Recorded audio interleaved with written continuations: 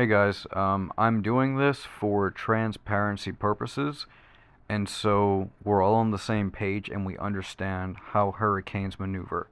So, first things first, you see here we have a large cone, right? Now, just because this cone, right, just because this cone does not cover, let's say, much of Mississippi, much of Louisiana, right, not very much of Texas, right? It doesn't even cover the entire Texas Gulf Coast, right? Like right here, this part right here, right, between Louisiana and Texas border, that is not covered by the cone, right? The cone doesn't cover that. Does that mean that the hurricane is not going to hit right there? That's not what that means, right? Look at the hurricane itself and look at the cone, right? So you see this right here, right? We can see where the actual cone is, right? Now, seeing where the actual cone is, look on both sides of the cone, right?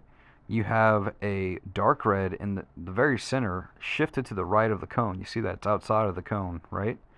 You also have red on the right hand side, and you have red on the left hand side of the cone, right there on the outside of it. You also have orange, you also have dark orange, dark yellow, and yellow, right?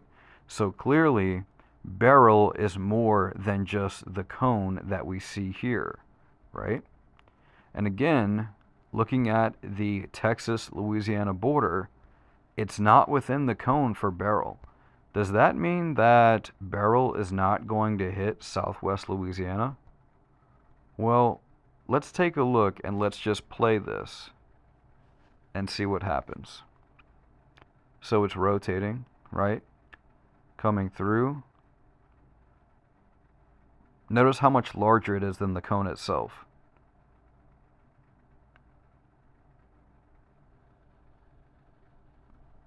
Well, would you look at that? It would appear that there's a piece of the hurricane that's already hitting the Texas-Louisiana border. Would you look at that, right? Beryl is also hitting, and again, look at where your cone is, right? Your cone is right out here, right? See that line? Right there, right? That's your cone. It's not even covering the entire south part of Texas, but notice how Beryl is making contact. Let's keep playing it. Look at that. Now, even though it's not in the cone, clearly Louisiana and Texas are being affected by Beryl. Notice that. Let's keep playing it.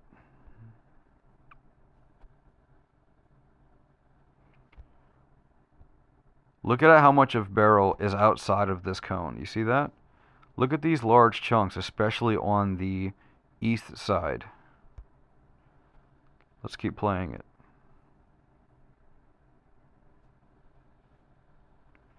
And there we have southwest Louisiana getting pummeled by Beryl, right?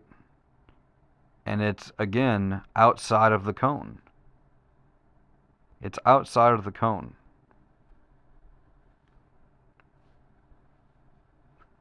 Look at that. So all of this right here, all of this excess, that's from Beryl, right? It's coming up with it. And there is your cone. Notice what we just saw, right? So look at this cone right here. So it makes contact with Corpus Christi and it makes contact with Houston. But again, notice the Texas-Louisiana border, right? It makes you think that it's clear. But we just saw that it's not going to be clear, right? We clearly just saw that.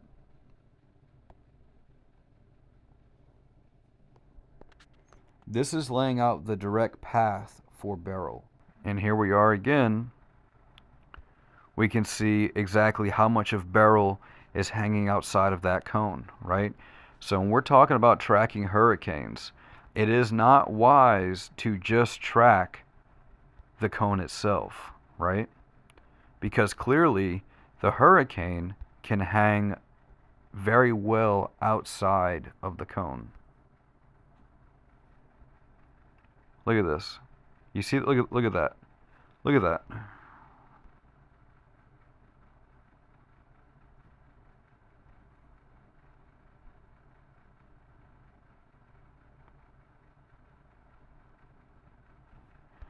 Look at how much of Beryl is hanging outside of that cone.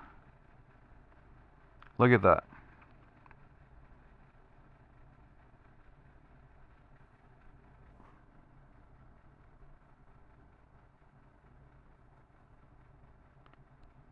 Now look at that. It's literally completely outside of the cone. The majority of that hurricane is outside of the cone, right? And look, it's making contact right here. Port Isabel, Laguna Vista, right? Even if it's the outside, that hurricane is still making contact, right? Look at this.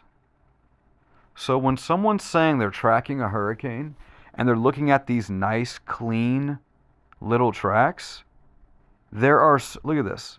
This is also from Beryl, right?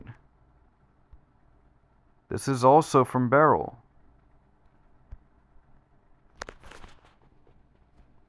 So when someone's tracking hurricanes and they're looking at these nice, clean little models, I want you to think about this next time. Look at this. Look at how far it's hanging outside of the cone. I hope this video helps. God bless, guys.